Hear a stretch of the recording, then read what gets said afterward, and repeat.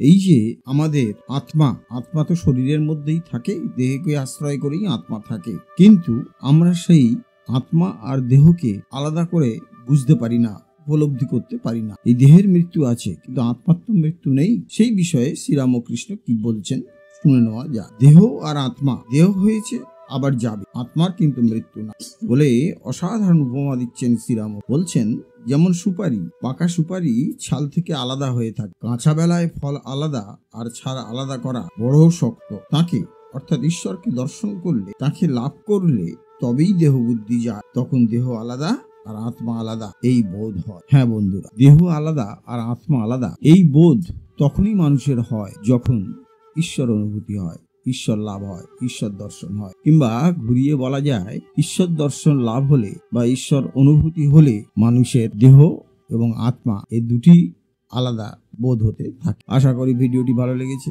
যদি ভালো লেগে থাকে তাহলে প্রতিদিনের মতো লাইক, শেয়ার, কমেন্টস করুন। আর একটি ছোট্ট অনুরোধ রইল, যারা এখনো আমাদের চ্যানেলটি সাবস্ক্রাইব করেননি তারা অবশ্যই চ্যানেলটি সাবস্ক্রাইব করে আমাদের পাশে। তাহলে আজকের মতো বিদায় নিচ্ছি, আবার আগামীকাল কথা হবে।